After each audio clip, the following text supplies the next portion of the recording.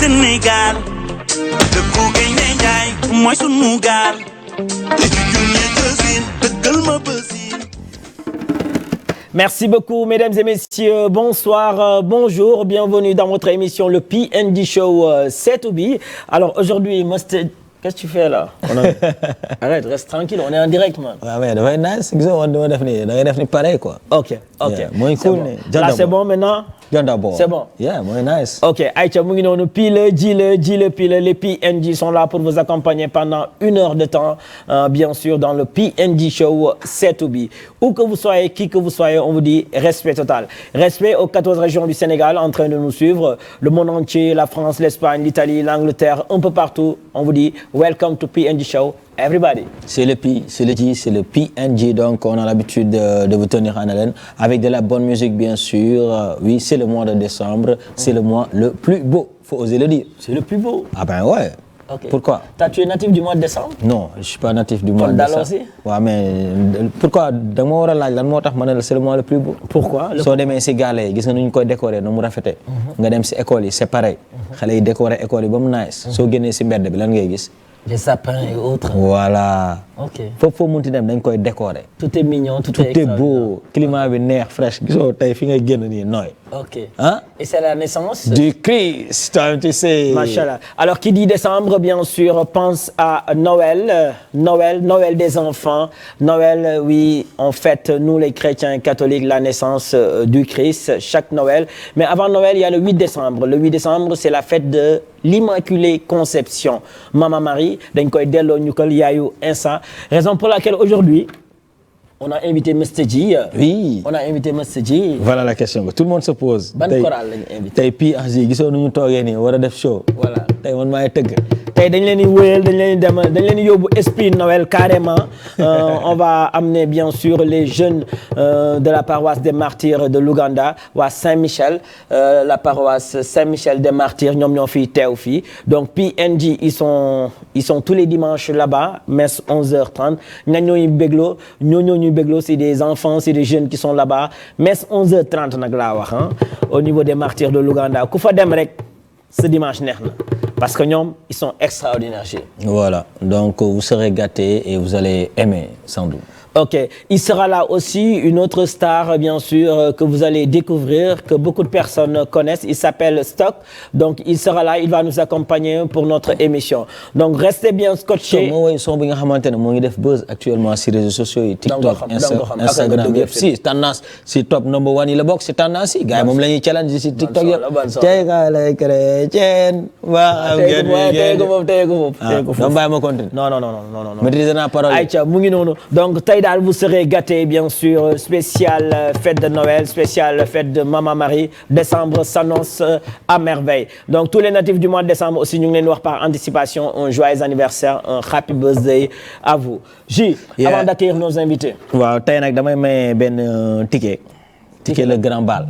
Ticket grand bal. Oui, Youssou Ndour la star. da nga jëkkati sa xaalis jënd ticket nar ko may. waaw l'artiste planétaire. Youssou Ndour. parce que boobu Ndour moom du maye ticket.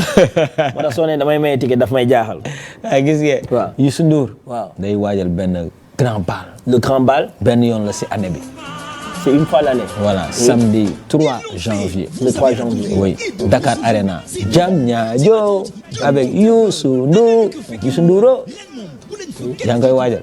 maa ngi koy waajal. saa yi loolu du yomb de. ñu seetaan bande annonce bi après ñëwaat. Aïcha, c'est parti la bande annonce de la grande soirée de Youssou Ndour, la légende. C'est parti.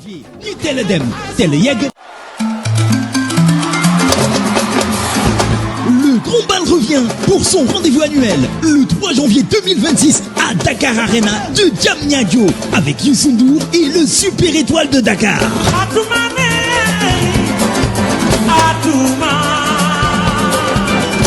Ils l'ont fait, vous avez adoré et depuis ce jour, c'est devenu l'ultime attente de tout un peuple.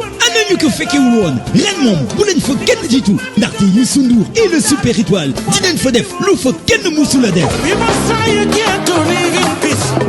xew bi ñëpp ñëpp doon xaar egsi na ce 3 janvier ñu teel a dem teel a yegg teel a jël suñuy disposition ndaxte Dakar Arena dina xumb dina yëngu te dina neex. Vous l'avez demandé, le moment est arrivé. Le 3 janvier, c'est le seul rendez-vous de l'année au Sénégal et ça, tout le monde le sait. Un événement multidimensionnel, un événement presque irréel.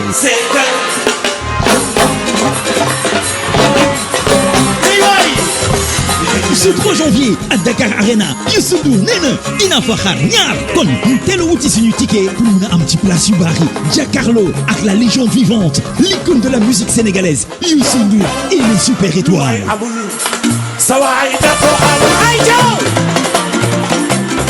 Prix d'entrée 10 000 francs, 20 000 francs, VIP 30 000 francs, VIP 50 000 francs. Pour vos réservations, appelez au 76 673 20 20, 77 627 41 41, 33 869 91 83 ou allez directement sur le site www.teoticket.com ou scannez le QR code sur l'écran.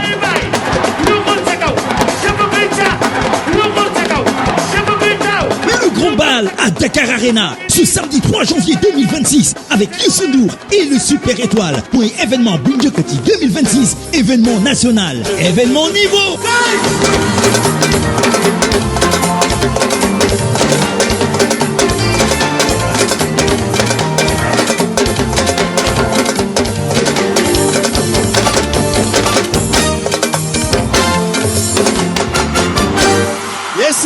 Il n'y a pas de parole, le rendez-vous est donné, il faut l'assumer.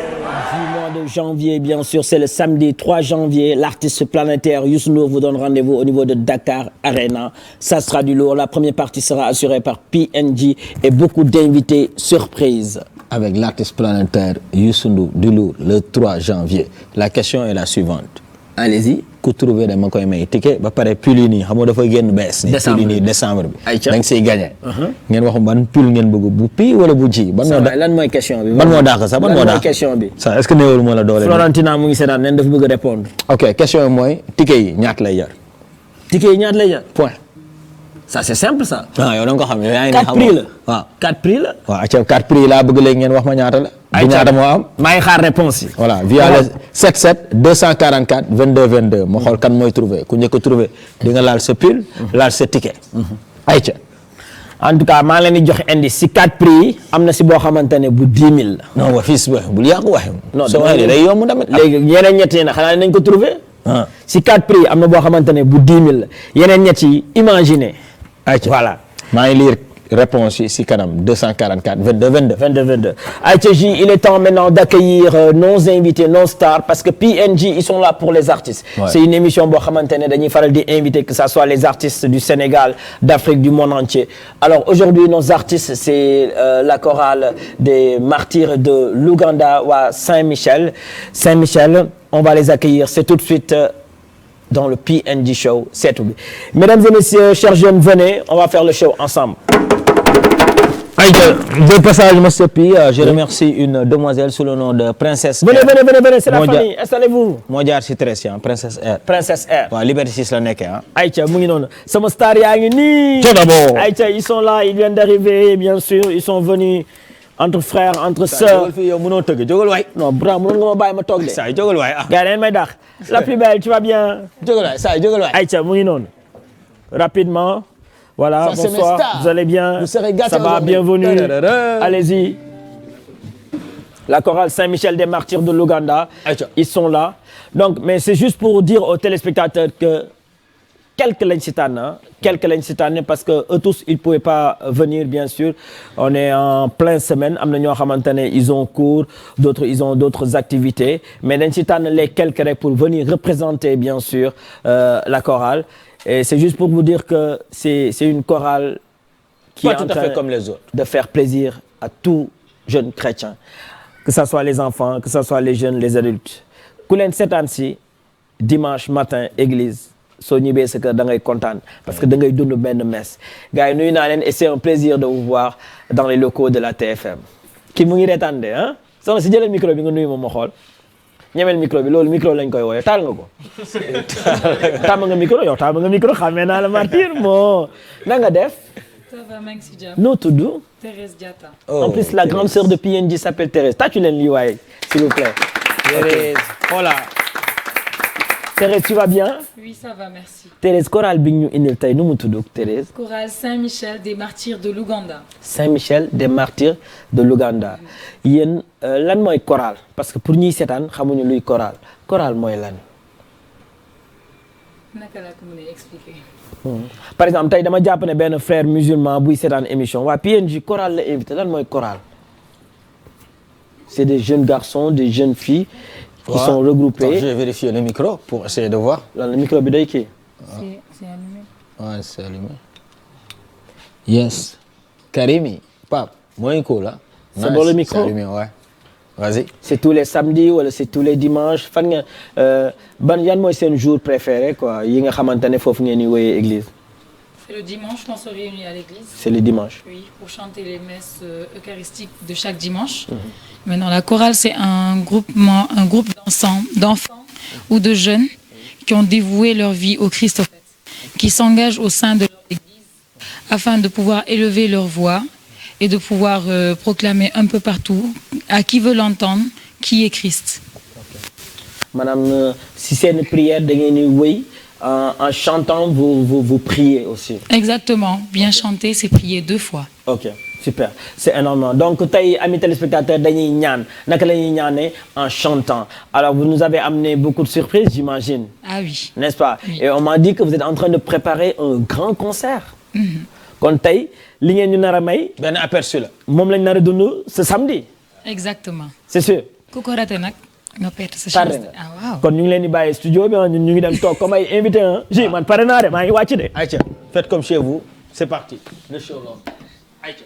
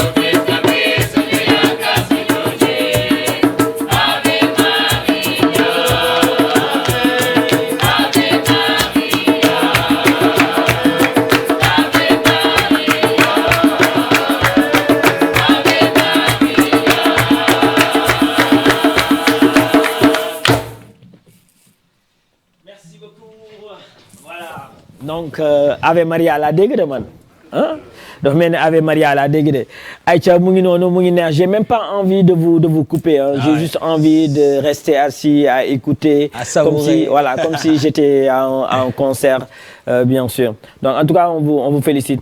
Alors très rapidement quels sont les deux sons que vous venez de nous offrir ñaari sons yi ngeen ñu may titre son yi lan la kan moo ñu ko mën a expliquer.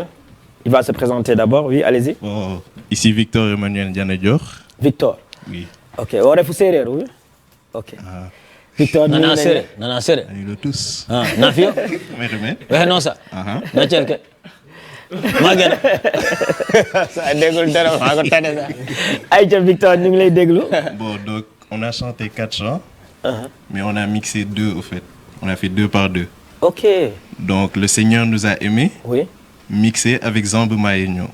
Ok. Donc ça, ce sont des chants typiquement de la chorale Saint-Michel. Saint-Michel. Fii lañ ko fekk, fii tamit lañ ko nar a bàyyi. Ok. Après, on a chanté 2 autres chants qui sont à Maman Marie. Djilé Jigéen Jaan la et Baneexul Marie. Ngeen mixé ko aussi. C'est ça. Et vous êtes magnifiques hein, les gars. Kon ji nu muy mixé platine bi son yi yéen tamit noonu ngeen di mixé son yi quoi. Ku nekk ak domaine am rek. Ok, c'est super. C'est super. Alors parlons un tout petit peu de l'événement de ce samedi. Ça va se passer où exactement? Qu'est-ce qui se prépare ce samedi 6 décembre? Qu'est-ce que vous préparez? Donc ce samedi 6 décembre, ce sera le concert des 45 ans de la chorale Saint-Michel. mooy maanaam chorale bi ngeen nekk ni bu tudd Saint-Michel. 45 si ngeen doon am 45 ans. 45 yéen da ngeen am 45 ans yéen. non pas ñun. non chorale bi la. ñun chorale bi. ok chorale bi moo am 45 ans pour man yéen a am 45 ans da ngeen koy fêter quoi. ok donc chorale bi kon yàgg na quoi. yàgg na kon am na ay actuellement ay mag yoo xamante ne fii ngeen jaar nii foofu lañ jaar quoi. effectivement. ok mais c'est quel âge la seen chorale bi. ban âge moo fi mooy nekk bii quoi. Bon, il y a des enfants de 3 à 17 ans. De 3 à 17 ans. Ok. Maanaam ñi nekk ci chorale bi c'est de 3 à 17 ans. C'est de 3 à 17 ans. Après les autres sont juste des responsables comme nous. Ok. Qui accompagnent. Yéen a leen di gunge quoi. C'est ça. Ok, c'est important. Pour ce samedi, il y aura entrée ou pas? Bon, les préventes pour les adultes sont à 2000 et 1000 francs pour les enfants. Les enfants 1000 francs, les adultes 2000. C'est à partir de quelle heure? C'est à partir de 21h. 21h. Et c'est où exactement le concert? C'est au Martyrs de l'Ouganda, à l'intérieur de l'église. Ok. Maintenant, jour J aussi, on vendra des tickets. Des tickets c'est à 3000 francs. Pour ñi nga xamante ne amuñu woon temps am ticket prévente quoi. Mun nañ ñëw jour J man ak Eva jënd ci porte bi ticket bi. Waaw. Dugg loolu c'est possible. Ok, alors qu'est-ce qui va nous attendre? Est-ce que c'est prévu yeneen partenariat ak yeneen chorale ou bien yeneen artistes chantres yoo xamante ne dañu war a ñëw ou bien c'est vous seulement da ngeen siis boole woo leen ci kenn? non côté chorale moom dañoo xaw a siis nag. boole wu ñu beneen chorale. mais dina am ñenn ñoo xamante ni dinañ ñu gunge. dinañ leen gunge mais bon on voudrait pas citer les noms. Oui. pour ne pas gâcher la surprise. suñu bëggee xam il faut ñu ñëw. il faut ñu ñëw. waaw il faut ñu ñëw. c'est important. Alors 45 ans ça se fête yéen seen génération c'est la première fois ngeen koy fêter ça se fête chaque année ou bien c'est chaque 2 ans chaque 3 ans chaque 4 ans genre concert bu mel ni. Bon, c'est chaque 5 ans. Chaque 5 ans. Oui. Ok. C'est important de le savoir. Et Pape, est-ce que tu peux me montrer l'affiche si c'est possible pour que ñi nga xamante ne ñu ngi seetaan xam lan la xale yi di waajal samedi s'il y a l'affiche voilà. Donc kan moo ma ko mën a décortiquer Bokandé, allez-y. Ok, décortiquer ma affiche bi, il y a quoi lan lañ ci bind. Bon, c'est un spécial concert de 45 ans de la chorale Saint-Michel, Fateleku Jamono qui est notre thème. Et c'est prévu le 6/12/2025 à 21h à la paroisse des Martyrs de l'Ouganda. Et on a un petit thème, c'est « Laissez venir à moi les petits-enfants, car le royaume des cieux appartient à ceux qui leur ressemblent. » Pour les enfants, l'entrée est à 1000 francs. Pour les adultes, c'est à 2000 francs. Mais le jour J, c'est à 3000 francs. Ok, c'est super. Laissez venir à moi les petits-enfants. Donc, les pères de famille, les mères de famille qui en ce moment sont en train de nous regarder, ne venez pas seuls, amenez les enfants, bien sûr. C'est un samedi, dimanche, kenn du liggéey. Donc, venez en famille, papa, yaay, doom, ngeen ñëw supporter xale yi nga xamante ne ñoo ñuy bégloo chaque week-end au niveau des Martyrs de l'Ouganda, bien sûr. Chaque dimanche, messe 11h30, su ngeen ñëwee dinañ ñaan, mais si ñaan yi dafa ànd ak ay wéy te wéy yi ñoom ñoo koy gérer.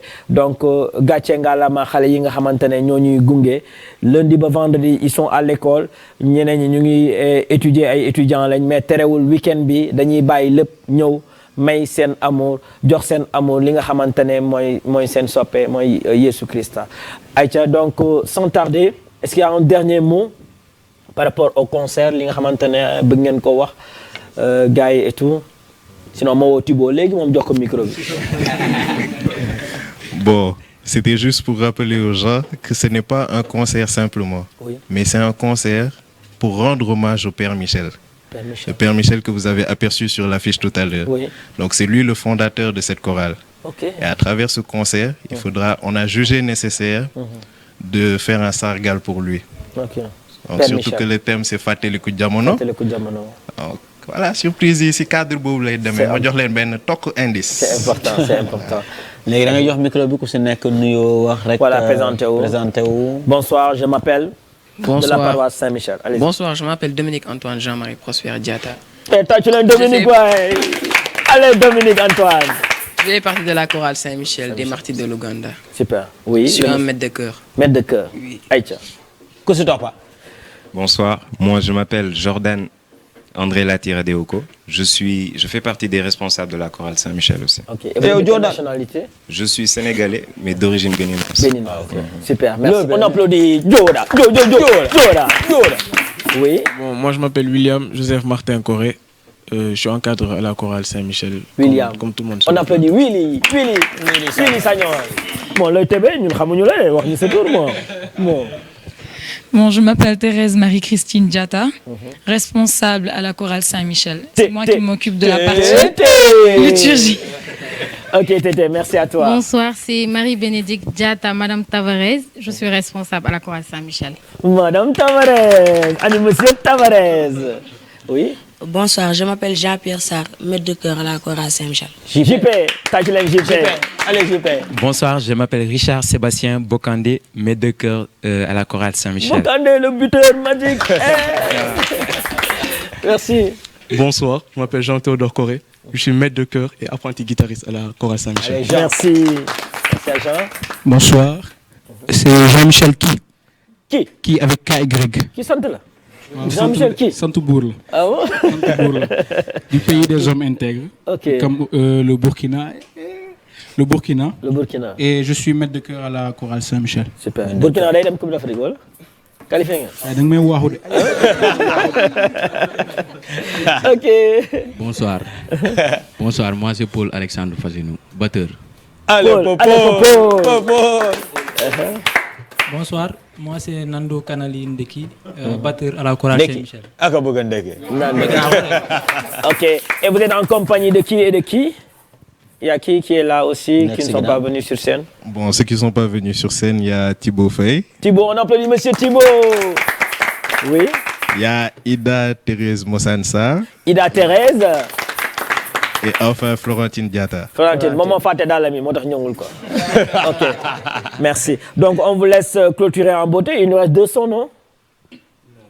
Il nous reste combien de sons? C'est fini. Et lii dafa teel a jeex de moom. mais leen ñu benn ñu tàggatoo ko sax benn ñu tàggatoo ko. mais am na ji benn son bu ñu bëgg mën a yow suñu son boobu nan la. man la comment ne pas te louer. comment ne pas te louer. da ngeen ñu ko may tuuti rek wala loolu il faut ngeen répéter ko tamit. beneen spécial. c'est possible. ayca may leen ñu ko. da ngeen ñuy may boobu ba pare ak benn boo xam ne yéen a koy tànn pour tëj ko. voilà ça fait 2. ça fait 2 da ngeen di sonal de fii moom soo ñëwee da ngeen di sonal moom. xaar ma wàcc nii seetaan ko comment ne pas te louer bi. ayca. C'est parti. C'est parti. C'est où?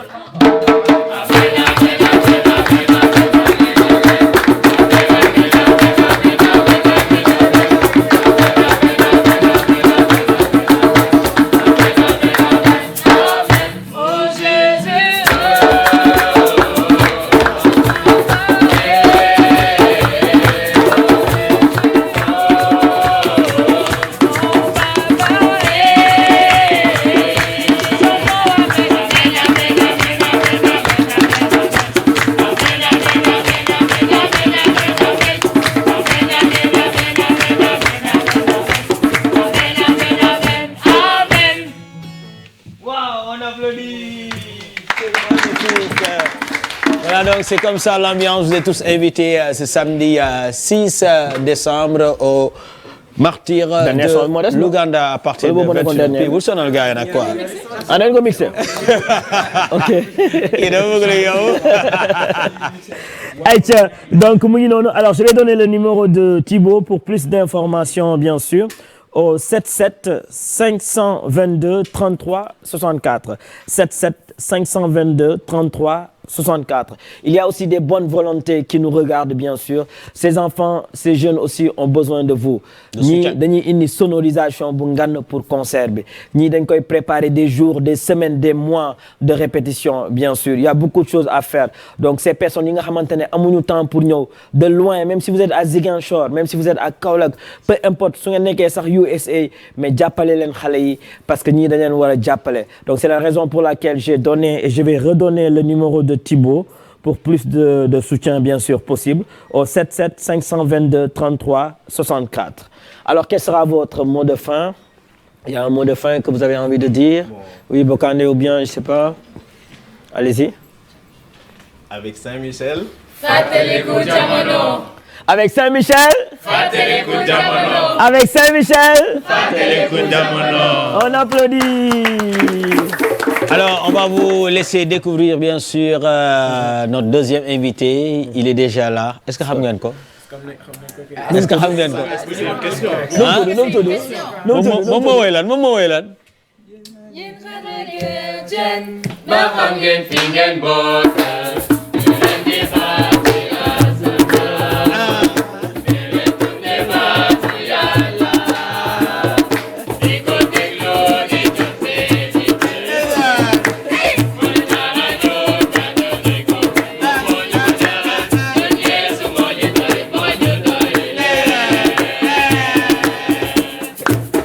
applaudit Scott dans le PNB Show. Alors c'est tout de suite, on va regarder les clips et puis juste après on revient. C'est parti.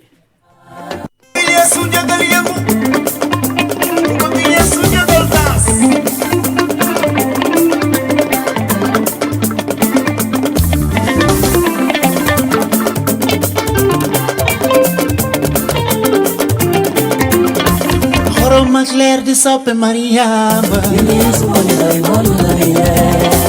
Video bi ci kaw di leeral la sama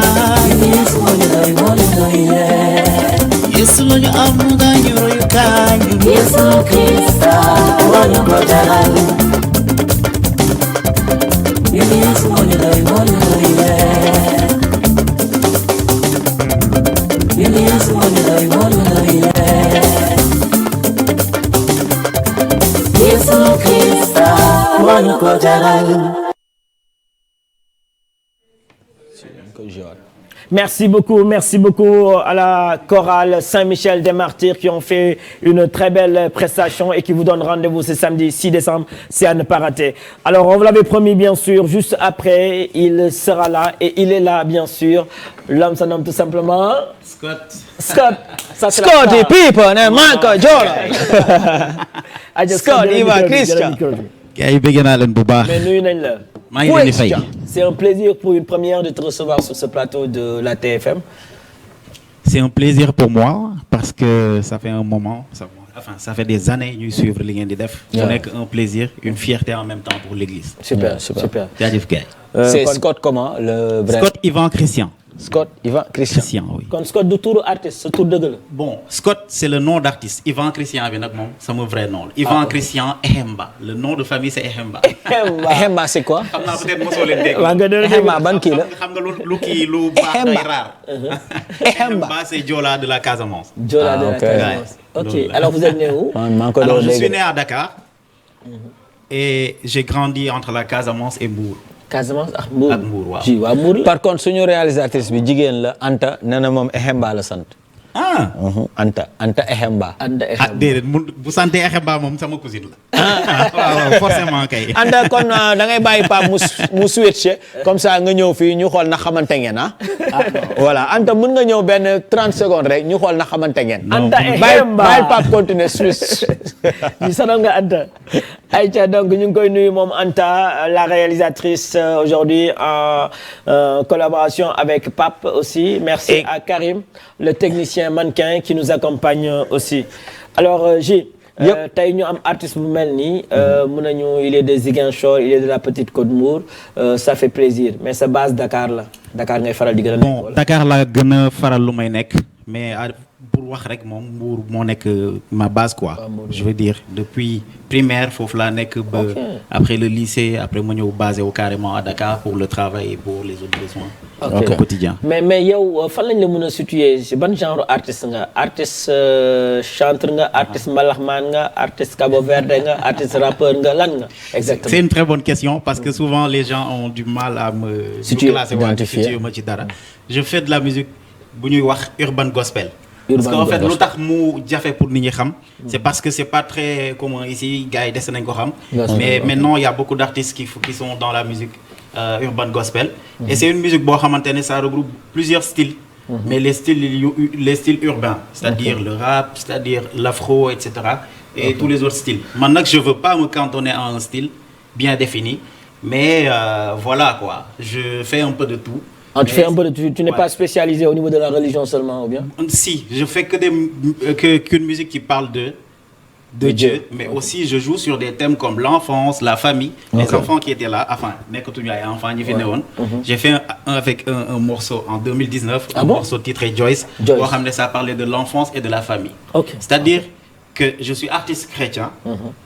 Mais je m'ouvre à des thèmes yoo xamante ne je peux faire une musique qu'une autre personne qui n'est pas de la même religion que moi mu mën koo déglu.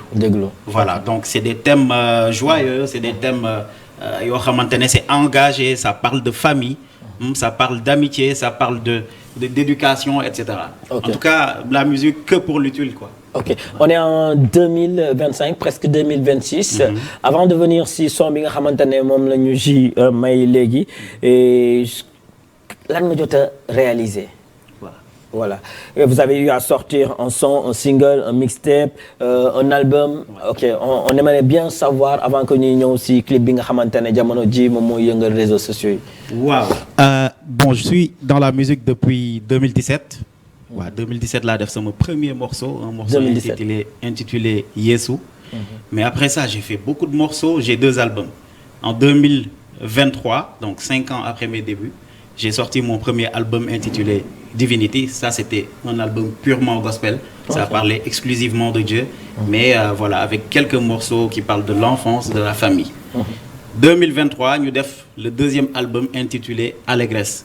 Pour s'ouvrir un peu, Dieu me donne sur une musique bo xamantene c'est plus joyeux. Et puis en termes de musique, de composition, etc., ça s'ouvre à des styles yo xamantene c'est beaucoup plus connu internationalement, quoi. Du zouk, de l'afro, etc. Nous avons style pour rajouter des trucs à ce que nous avons. C'était mon 2e album. Et puis après ça, il y a eu des singles. Biti Moudji Monek Doomu Chrétien. Doomu Chrétien. Oui. Ok, J. Aca ñu ñëw si Doomu Chrétien bi man bëggoon naa avant ñu si waxtaan avant ñu si commenter nga taxawee nii ñu play ko. nga maye ko en live. loolu mën na nekk. Gars yi enjoy ko. Hein? Alors, Papi, c'est bon, Anta, voilà, avec le son, les clips, bien sûr, Xale Chrétien. Anta may ñu ko nga switché ko. Si c'est bon.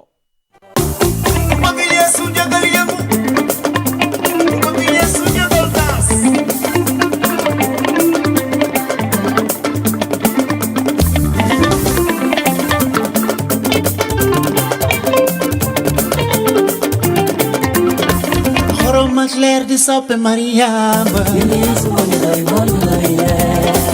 Biddew bi ci kaw di leeral asamaan Yesu lañu am dañu royukaay Yesu Krista wañu ko jaral Yesu wañu doy Yesu wañu doy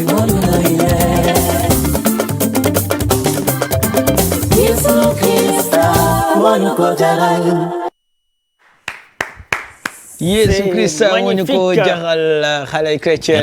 Il est là, Christian bien sûr, qui cartonne actuellement le son, qui fait le buzz un peu partout, Instagram, TikTok, YouTube, raison pour laquelle on l'a invité aujourd'hui pour faire plaisir à tout ce beau monde qui nous regarde. Vous êtes bien dans le P&J Show, mais son be clip nice. Wow. C'est magnifique. Bi Francis Concept moo si jaar. moo jaar ci clip bi. Inspiration bi son bi d'abord laay wax Xale Chrétien fan la jëlee quoi titre bi d'abord. dañ la ko bindal wala yaa ko bindal sa bopp. Bon, c'est un morceau que j'ai écrit. Bon, depuis que je suis dans la musique quand même. yaay bindal sa bopp. waaw maay bindal sama bopp quoi. Parce que j'aime bien écrire. Je m'inspire du quotidien. Je m'inspire du naturel comme ça. Comme dund affaire yi ak gars yi tout simplement yaa ngi may laaj fan la inspiration bi jógee ci morceau bi. C'est un ensemble de trucs boo xamante ne dama ko yàgg garder mu doon yëg-yëg boo xamante ne tey mel ni ci jàngu bi la jógee ñëw ci man daal. ok alors ma amoon envie def un truc boo xamante ne ñi nga xamante ne bokk nañ ak man yoon bi dinañ ci gis seen bopp ba mu weesu ñi ko bokk ak man seulement mu dem ba ci bépp mbindeef boo xamante ne am nga gëm-gëm ci yàlla. mais église yëpp di ko woy xale yëpp di ko woy même musulmans yi sax dañuy toog di ko enjoy. mais yow noo koy dundee quoi affaire boobu succès bi est-ce que toogoon nga xalaat ba nga ko doon bind ne dina am succès bi quoi. Bon, c'est vrai que même yaa ngi koy wax léegi même musulmans yi dinañ ma bind parfois wala ñu wax ci commentaires yi di wax ni dafa rafet. et puis loolu dama bëgg xaw a taxaw foofu tuuti. di magnifier loolu. parce que Sénégal am nañ force boobu noonu. ñu mën di partager. ñu xam ni ñoo bokk yàlla ji daal. loolu c'est important. alors ba may composer te clip bi wane na ko sax parce que gis naa benn copain musulman. Papa Doumbia. que je salue aussi parce que tamit dafa accepter participer ci geste bu nice. et puis les gens ont bien apprécié. alors pour revenir à ce que je disais tout à l'heure ba may bind son bi. ci bind bi dama sóoraale noo xamante ne je peux toucher les autres tout en parlant de la foi ma mën a toucher ñëpp mais pour wax dëgg rek moom. fooguñu woon ni affaire bi dina waaw mais xam naa nag bon en bon croyant il faut dire que nous pouvons tout faire avec l'aide du Seigneur. Donc fu mu yegg war na fa mën a yegg wala mu weesu ko. léegi ba Eva di ma xëcc na ma il faut ñu def challenge son bi quoi ñu def on a fait un challenge là-dessus. Et Pape après soo ñu ko mënee may da am na benn vidéo bu nice bu ñu def si son boobu. J'en profite pour dire merci à madame. mais le fait que après église yi ñëpp di ko kii ba gars yi am sax problème naan lii son bi kan moo ko war a wéy quoi est-ce que toogoo gars yi naan lii est-ce que yaa ko wéy wala bii chorale ko wéy wala yeneen gars yi jël ko ak moo ko tamit. Surtout pour les bon là maintenant les gens ont compris mais ci début bi. gars yi balaa ñoo comprendre loolu c'était vraiment un problème quoi parce que beaucoup de gens m'écrivent à travers les réseaux sociaux mais xamuñu exactement naka la demee quoi. Ils savaient pas maintenant ils voulaient savoir avec le temps ils ont vu le clip ils ont vu. clip bi leeral ko voilà clip bi leeral ko et puis voilà j'ai eu à chanter avec beaucoup de chorales yoo xamante ne def nañ affaire bi les gens ont fini par comprendre que dara tawuñu ay chrétien lañ. dara tawuñu ci doomu. mais si refrain boobu doon si may tuuti rek ci xale si refrain. yéen xale yi chrétien mbaa xam ngeen fi ngeen bokk fi ñu leen di xaar ci asamaan dee leen dunde baatu Yàlla di ko déglu di jëfe di dem moo ñu jaaral ñun ba ñu di ko wéy ñun Yeesu moo ñu doy leer moom moo ñu jaaral ñun ba ñu di ko wéy waaw ñun Yeesu moo ñu doy leer. Bravo. En tout cas, chapeau et félicitations. Alors, c'est le mois de Marie aussi, le 8 décembre. Tout le monde sait que c'est la fête de l'Immaculée Conception. Vous avez sorti 2 albums, mais mënuñu jeexal émission bi sans pour autant wax la nga may ñu benn affaire boo xam. Maman Marie. Maman Marie moo ko moom. waaw loolu war na mën a nekk parce que Mariama sama yaay la. ku ma sopp la. kon bàyyi ma may leen Ave Maria. Ave Maria. Mama Maria ma boole ñu sa yërmande ñun de màttuñu te sa mbëggeel la ñuy gunge fu ñu jëm yow la ñu jël te sa doom ji la ñu gëm li ñu bëgg ci àdduna yaa ko yeggale ci yàlla ji jërëjëfe mama affaire bi yow la dañu bëgg di def nga bég donte aljana sa kër la say doom ak ñi nga tim ba léegi ñoo ngi fii ñun ak yow ci yoon bi fii ba Popenguine mama waratuma ko man gis naa jaral nga ñu sunu yaay nga bëgg nañu la yow la Mariam yaay ju baax jooyatuñu yaayu Krista yóbbu na ñaani ci yàlla wóolu nañu la yow la sunu yaay mama Ave Mariam Ave Mariam yaay Ave Mariam Mariam yaay. Oh là là, bonne fête à toutes les Maries Immaculées, bien sûr. Bonne fête ñi nga xamante ne waa Kër Sainte Marie de Hann ñu ngi seetaan waa Immaculée bu Karda, Immaculée bu yeneen région Sénégal. Le 6 décembre le matin, bien sûr, PNJ ils seront à Kaolack parce que ñun PNJ on a fait notre première à l'Immaculée Conception de Kaolack.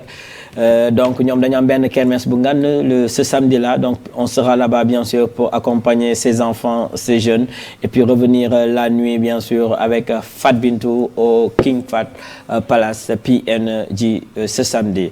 Alors sur ce Mr Dji c'est important bien sûr d'inviter ces genres de personnes pour que Sénégalais yi aussi xam leen communauté chrétienne bi aussi xam leen. On a quelques jours de Noël.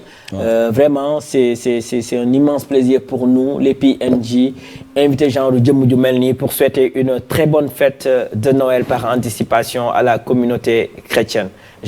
En tout cas chapeau di la wax félicitations voilà job bi nice na et puis apprécié nañ ko quoi man gis naa ko via les réseaux sociaux et tout ñëpp di ko challenge tout récemment ba ñu demee veille bi abi bi dafa ne waa chorale bi est-ce que mën ngeen moo woyu kii xale chrétien boobu noonu donc voilà mu doon loo xamante ne moi j'ai beaucoup apprécié quoi de la wax ne job bi nice na quoi. Merci beaucoup. Quels sont les projets balaa que may yónnee Pape vidéo bi nga xamante ne moom lañ def challenge bi man ak Eva. Allez-y. Oui, les projets bon il y en a beaucoup hein mais damay wax ci projet yi nga xamante ne musicalement ñu ngi ci là dañuy jéem a xool naka la ñuy yaatale yëf yi jéem a dem au-delà du Sénégal dem fekki suñu mbokku Gambien yi parce que je suis parti là-bas yàggul dem defi benn concert et j'ai été surpris de voir que le niveau vraiment il est top là-bas. Alors j'ai prévu de faire des choses avec les chorales qui sont là-bas may profiter di nuyu waa Sainte-Thérèse de Kanifing di nuyu tamit waa Saint-Kizito de Bakoté ak yeneen chorale yoo xamante ne ñu ngi foofu ma gis ni doomu chrétien bi ni ñu ko jàppee daanaka daga naan sa xëy na et dépassé wuñ ñu. Alors j'ai beaucoup de projets avec eux un EP boo xamante ne bon je crois que je le dis ici en exclusivité. Super. Maa ngi koy waaj pour travailler en collaboration avec les chorales mais aussi des artistes qui sont d'ici et pas d'ici notamment de la Gambie. Okay, côté musique, c'est ce que nous sommes en train de préparer. Et en 2026, nous allons faire notre concert annuel. di wax gars yi nañ ko waajal mais pour le moment il y a pas encore de date. Il y a pas de date, il y a pas de lieu. waaw jàppaguñ ko. nañ ko waajal voilà parce que dañu bëgg a jaar ci projet musical bi balaa ñu mën a yegg ci yooyu noonu. super waaye gars yi nañ waajal loolu. parce que dinañ def yeneen affaire. super alors gars yi gis ngeen souvent Magal de Touba suy waaj a jot nu ñuy invité ay ñoom Ndiogou Afia et autres artistes bien sûr musulmans noonu la tamit PNG di invité su Noël di waaj a jot tamit des artistes yoo xamante ne c'est pour la réduction du christianisme donc nous on est là pour tout le monde que ça soit les musulmans que ça soit les chrétiens PNG sont les PNG de tout le monde du peuple c'est la raison pour laquelle tey nu ñu invité jëmm ji noonu la ñu demee invité beneen frère musulman qui est dans son domaine aussi c'est juste pour vous faire plaisir donc quel sera ton mot de fin à l'égard de cette émission de ce soir? C'est un merci déjà à vous pour l'invitation parce que c'est un plaisir quand même man damay wax ni dafay baax ñuy gis chrétien yi fépp et puis di ko yaatal comme ni ngeen ko yaatalee parce que li nga wax dafa am solo bu ñu jubee ci màggal da ngeen di woo suñu mbokku musulmans yi ñu ñëw feddali kóllëre ñu dem ci Noël ngeen def loolu kon mes encouragements aussi à vous et puis mes félicitations et un grand respect pour tout ce que vous faites. Merci. À ceux qui nous suivent je dis merci aussi parce que gis naa gars yi comment ils ont accueilli les choses neex na trop te di leen wax ñu jàpp et puis ñu soppante te ñu bëggante. mais bëgg nañ ci jàpp mais fan lañ lay suivre lan mooy sa page soit TikTok Instagram ou réseaux sociaux. Alors je suis sur tous les réseaux sociaux il suffit de taper Scott Leyow SCOTLEUYOW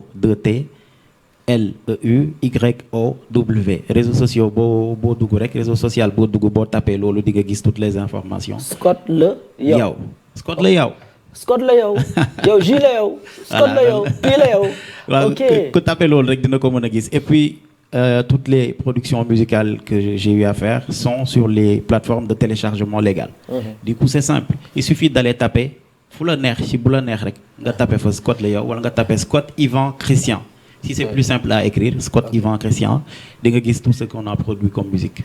et Pape may ñu ko balaa ji di clôturer en beauté may ñu vidéo bi ñu def bi ma def ak madame très rapidement.